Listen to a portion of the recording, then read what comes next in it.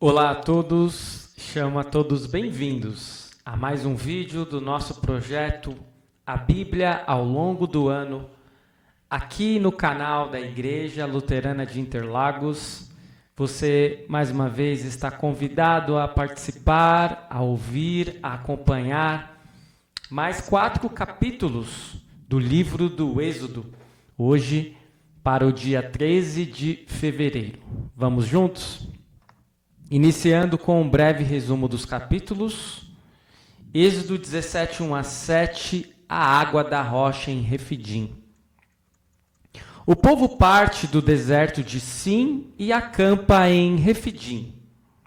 Mas ali não havia água. O povo reclama com Moisés: por que você nos tirou do Egito para nos matar de sede, a nós, a nossos filhos e aos nossos rebanhos?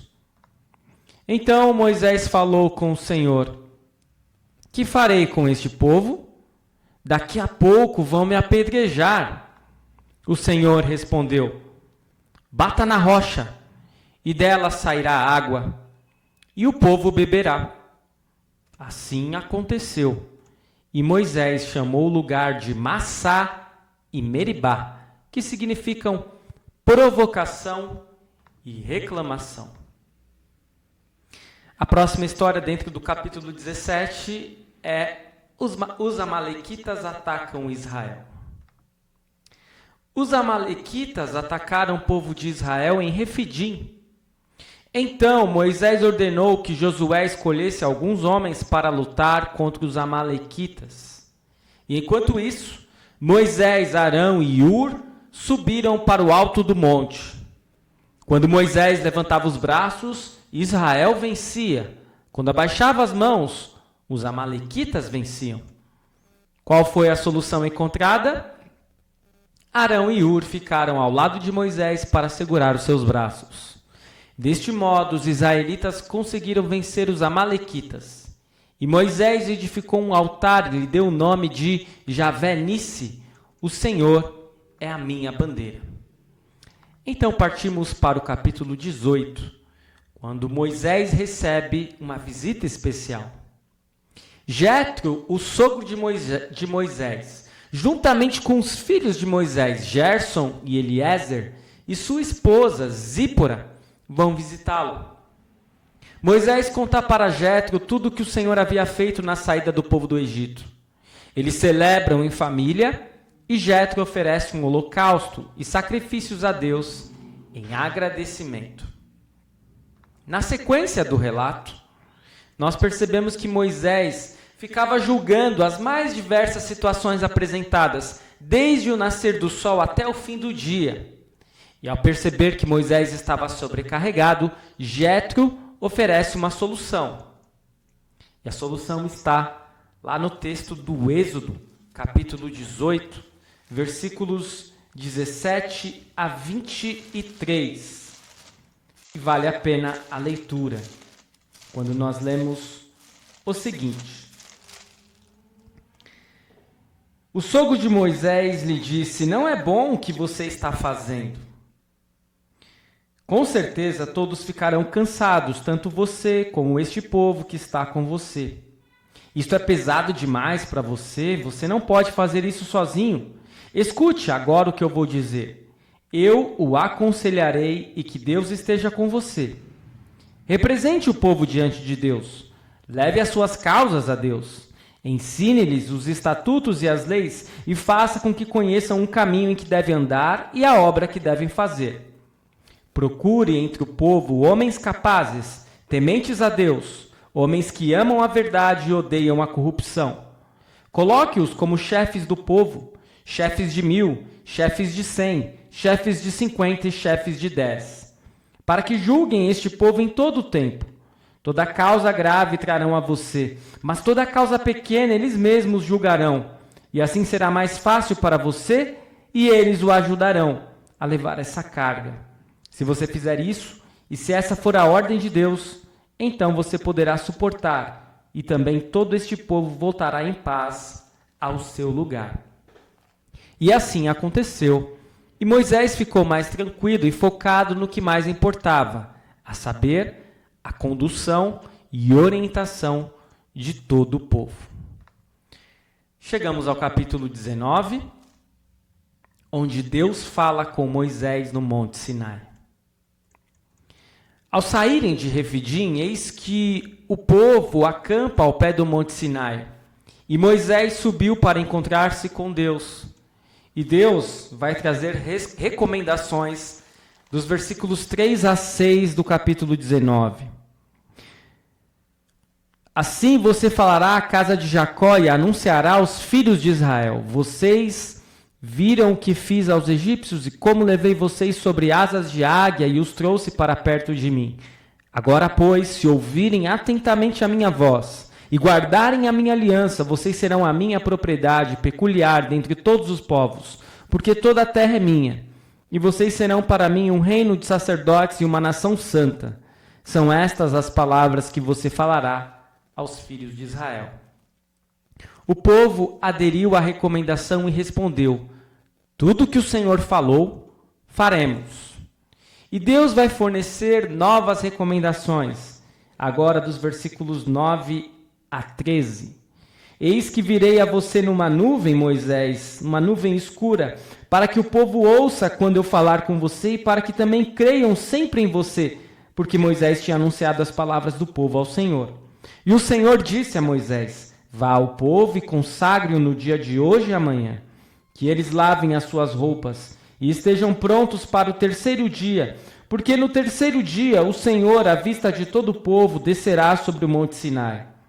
Marque ao redor do monte limites para o povo, dizendo: tomem cuidado para não subir o monte, nem tocar a sua extremidade. Todo aquele que tocar o monte será morto. Mão nenhuma tocará nele. Se o fizer, será apedrejado ou flechado. Quer seja animal, quer seja homem, não viverá, quando soar longamente a trombeta. Então subirão o monte. E conforme as recomendações de Deus, aconteceu, lá dos versículos 16 a 21. Ao amanhecer do terceiro dia, houve trovões e relâmpagos. Uma espessa nuvem cobriu o monte e ouviu-se um forte som de trombeta, de maneira que todo o povo que estava no arraial tremeu de medo. E Moisés levou o povo para fora do arraial, ao encontro de Deus, e puseram-se ao pé do monte. Todo o monte Sinai fumegava, porque o Senhor havia descido sobre ele em fogo. A fumaça subiu como fumaça de uma fornalha, e todo o monte tremia com violência. E o som da trombeta ia aumentando cada vez mais. Moisés falava e Deus lhe respondia no trovão. O Senhor desceu sobre o monte Sinai, sobre o alto do monte. O Senhor chamou Moisés para o alto do monte e Moisés foi até lá. E o Senhor disse a Moisés: desça e avise ao povo que não ultrapasse o limite até o Senhor para vê-lo, para evitar que muitos deles sejam mortos. E Deus permitiu que Arão subisse com Moisés, mas os sacerdotes e o povo não poderiam ultrapassar certo limite. E chegamos ao último capítulo de hoje, o capítulo 20, onde nós temos os 10 mandamentos. Há 2 mandamentos que no texto de Êxodo recebem maior atenção, ao menos em termos de números de palavras. E isso já nos diz muito. Normalmente nós sabemos que são o primeiro mandamento e também o segundo mandamento. E por que não dizer ainda mais um mandamento onde há mais menção? O terceiro mandamento. Então, os 3 primeiros mandamentos são mandamentos-chave, fundamentais. E percebemos que há 2 tábuas no estudo dos mandamentos. Nós estudamos que os 3 primeiros mandamentos pertencem à primeira tábua, a nossa relação com Deus. E do 4º ao 10º mandamento, a segunda tábua, a nossa relação com o próximo. É claro que essa divisão de mandamentos em tábuas é um tanto quanto difícil de nós sabermos se de fato foi assim, mas nós estudamos de uma forma pedagógica deste modo. Então, Moisés, ele estava no monte, e enquanto estava no monte, o monte fumegava e havia trovões, relâmpagos e som de trombeta, e diante de toda aquela cena, o povo ficou arrepiado. Eles disseram a Moisés: fala-nos você e ouviremos, porém não fale Deus conosco, para que não morramos. E Moisés então vai se tornar o mediador entre Deus e o povo. Depois disso, haverá leis a respeito dos altares. Deus determina ao povo: não façam deuses de prata ao lado de mim, nem façam para vocês deuses de ouro. Façam um altar de terra para mim, e sobre ele vocês sacrificarão seus holocaustos.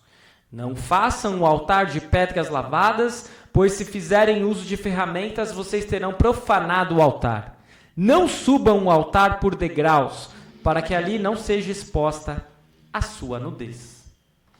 Esse, então, o breve resumo dos capítulos 17, 18, 19 e 20 do livro de Êxodo. Chegamos à parte 2. Questões e dúvidas que podem surgir. Primeira, qual é a reação do povo diante de cada adversidade? Nós também agimos assim? Podemos agir diferente? A reação do povo diante do calor extenuante do deserto, do cansaço, diante da falta de comida, diante da sede, é sempre reclamar, murmurar e até se desesperar. Se nós olharmos para a nossa vida e formos honestos, veremos que muitas vezes, diante das adversidades, nós também iremos reclamar, murmurar e até mesmo nos desesperar. Podemos agir diferente? É claro que sim. Com o auxílio de Deus, podemos nos lembrar que Deus sempre esteve conosco e sempre estará. Esse era o problema do povo hebreu lá no deserto. Eles muitas vezes se esqueciam do que Deus havia feito por eles. Questão 2. Na batalha contra os amalequitas, ora o povo perde, quando Moisés está com suas mãos abaixadas de cansaço, ora o povo vence, quando Moisés levanta as mãos. E isso foi determinante para a vitória de Israel. Mas será que de fato foi isso que foi determinante? Se Moisés sequer conseguia colocar as suas mãos para cima por suas próprias forças, ele precisou da ajuda de Arão e de Hur. O que é determinante para a vitória do povo não é as mãos de Moisés estendidas para o alto, mas é aquilo que Moisés vai fazer depois da batalha. Quando ele diz: Jeová Nissi, o Senhor é a nossa bandeira. Foi Deus quem concedeu a vitória para os hebreus contra os amalequitas, e não simplesmente os braços de Moisés estar estendido para cima. Mas claro que isso é colocado no texto, mas nós sabemos que Moisés não tinha poder para dar a vitória ao povo. Questão 3.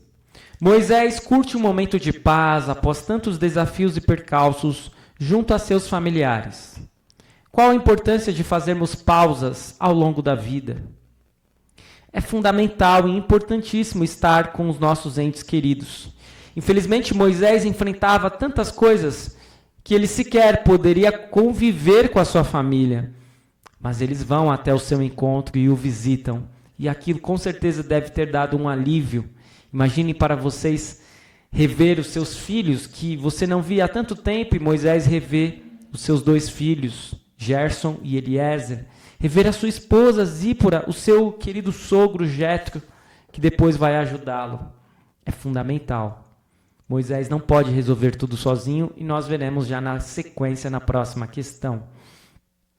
Logo após a visita, é a questão 4, Moisés volta ao batente e fica de sol a sol, recebendo toda espécie de pessoas e resolvendo os mais diversos casos. E ele fica cansado, e as filas ficam intermináveis, e o povo não é atendido no tempo que necessita. Qual a solução que Jetro sugere? Que Moisés delegasse poderes para outras pessoas. A questão é: em nossa vida, seguimos a recomendação de Jetro? Ou muitas vezes nós queremos resolver tudo sozinhos? A verdade é que muitas vezes queremos resolver tudo sozinhos, não é mesmo? E isso não apenas nos torna pessoas sobrecarregadas, como não é producente e ainda por cima causa problemas para as pessoas que estão ao nosso redor. Questão 5. Qual a importância da delegação no trabalho da igreja? Ora, é fundamental. Se todos não se empenharem e pegarem juntos, é impossível que a igreja consiga se fortalecer e alcançar mais pessoas. Percebam, talvez eu esteja sendo ousado demais aqui, mas eu preciso dizer isso. É impossível. A igreja precisa estar unida, cada um fazer uma parte, cada um ter a noção de que é o corpo e de que se não estiver trabalhando e servindo, poderá ter problemas. Não somente a pessoa, mas toda a igreja. Questão 6. O povo é impossibilitado de ter acesso a Deus, porque Moisés sobe o monte e o povo fica para baixo. Por quê? Porque é impossível estar frente a frente com Deus e subsistir devido aos muitos pecados. Deus permite que Moisés suba, apesar que nem Moisés vai ver Deus face a face, mas Moisés é permitido estar mais próximo de Deus. Questão 7. Moisés funcionou como um intermediário entre Deus e o povo. Por que ele tinha maior acesso a Deus? Muito simples, porque Deus assim escolheu. Deus determinou. E Deus preparou Moisés para isso. Mesmo preparando Moisés, Moisés muitas vezes tinha dificuldades no trato com o povo e dificuldades diante de Deus. Porque ele é um ser humano, ele não era perfeito. Questão 8. O fato de Moisés ter maior acesso a Deus trouxe a ele mais tranquilidade ou maiores sacrifícios? O que podemos depreender disso? É certo que Moisés teve uma vida muito mais sacrificada, correu riscos, foi duramente criticado, viveu afastado dos seus entes queridos, teve muito mais sacrifícios, um trabalho árduo, maiores ataques e críticas. É aquela frase que nós conhecemos da Bíblia, né? Ao que mais for dado, mais será cobrado. E é isso que acontece com Moisés. E é isso que acontece conosco também, muitas vezes, no trabalho da igreja. Mas não é por causa disso que nós vamos nos esconder. Porque se Deus nos chamou, Ele vai nos capacitar para que possamos enfrentar tudo aquilo que precisamos enfrentar. Para o bem do nosso próximo e em prol do reino. Questão 9. Os 10 mandamentos lá do Antigo Testamento continuam válidos para nós hoje? Existe uma hierarquia entre as tábuas dos mandamentos? Então, rapidamente, lembrando os mandamentos, né? O primeiro mandamento, eu sou o Senhor teu Deus, não terás outros deuses diante de mim. O segundo mandamento, não irá tomar o nome do Senhor Deus em vão, porque o Senhor não terá por inocente o que tomar o seu nome em vão. Terceiro mandamento, lembre-se do dia do sábado para o santificar. O quarto mandamento, honre o seu pai e a sua mãe para que você tenha uma longa vida na terra que o Senhor seu Deus lhe dá. Quinto mandamento, não mate. Sexto mandamento, não cometa adultério. Sétimo mandamento, não furte. Oitavo mandamento, não dê falso testemunho contra o seu próximo. Nono mandamento, não cobice a casa do seu próximo. E 10º mandamento, não cobice a mulher do seu próximo, nem o seu servo, sua serva, seu boi, o seu jumento, nem coisa alguma que pertença ao seu próximo. Nós consideramos que há sim uma hierarquia entre os mandamentos, portanto, o primeiro mandamento é o mais importante de todos, o segundo mandamento é mais importante, só não é mais do que o primeiro, o terceiro mandamento é o mais importante, só não é mais do que o primeiro, do que o segundo, e assim por diante. E que, como eu expliquei antes, há 2 tábuas dos mandamentos. A primeira tábua contém os 3 primeiros mandamentos, nosso relacionamento com Deus. E a segunda tábua, do 4º ao 10º, o nosso relacionamento com o próximo. E a grande questão é, se nós cumprimos o primeiro mandamento, nós cumprimos todos os outros mandamentos. Porque se nós adoramos a Deus sobre tudo e sobre todos, nós não iremos dizer o nome dele em vão, nós iremos santificar o dia do descanso, nós iremos honrar os nossos pais e autoridades, nós não iremos matar e nem agredir ninguém, nós não iremos adulterar, nós não iremos furtar, nós não iremos falar falso testemunho e nós não iremos cobiçar nada de ninguém. Por isso o primeiro mandamento é o mais importante de todos. Mas é claro que nós sabemos que existe um problema, que é onde vem a 10ª questão. Somos capazes de cumprir todos os mandamentos? Qual deve ser nossa relação com os mandamentos? E a resposta é não. Não somos capazes de cumprir nenhum dos mandamentos. Mas os mandamentos são um guia para a nossa vida. Se nos aproximarmos mais deles, nos aproximaremos mais da vontade de Deus e a nossa vida será muito melhor e muito mais bem vivida. Não se engane, os mandamentos não são correntes. Eles não nos aprisionam, eles nos libertam e nos tornam pessoas muito melhores. Por isso, mesmo que a gente não consiga cumpri-los perfeitamente, precisamos ter isso como alvo. Questão 11, última questão. Além da nudez, qual é a razão pela qual os altares não deveriam ter degraus? E por que será que Deus determina que os altares não sejam feitos de pedras lavradas? E eu li numa pesquisa que eu fiz que o Deus sublime mostrou ao ser humano a possibilidade de aproximar-se dele sem medo. E um altar de pedras deveria ser construído para sacrifícios que eram agradáveis a ele. E isso, houve uma maravilhosa promessa. Eu virei a vocês e vos abençoarei. E ele conectou isso com o altar. Mas um altar feito de pedras brutas, sem necessidade de nenhuma intervenção ou habilidade humana. Pois Deus não pode aceitar nenhuma de nossas obras. Se o altar era feito de pedras, essas não deveriam ser lavradas, pois isso profanaria o mesmo pela arte humana. E a questão dos degraus, talvez além da nudez, tenha algo a ver com se colocar acima dos outros, né? E Deus não quer isso. Mas é claro que era uma questão daquele tempo e nós não precisamos ver tudo isso dessa forma ainda hoje, né? E chegamos, por fim, aos aspectos teológicos. Eu trago, então, 4 aspectos. Primeiro deles, Deus continua provendo ao povo. Ele concede água, dessa vez, ainda que eles não merecessem água. E nós lembramos quando Jesus diz lá no Evangelho de João, eu sou a água da vida. Quem vem até mim e bebe da água que eu dou, não terá mais sede. É essa água que nós precisamos, mais do que a água que nós bebemos diariamente. É Jesus.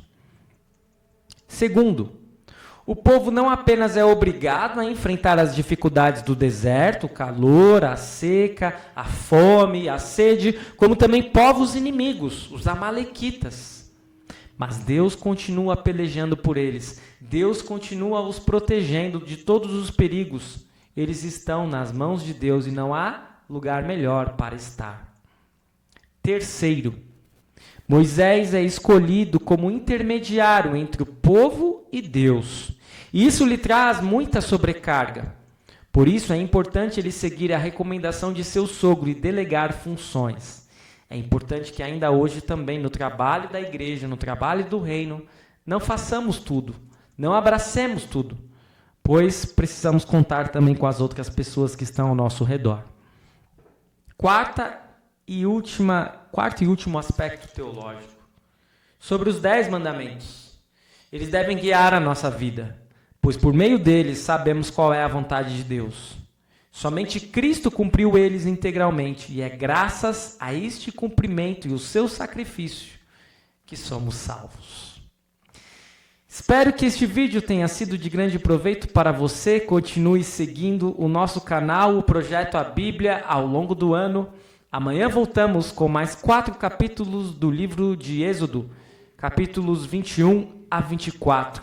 Fique na paz do Senhor. Até o nosso próximo vídeo.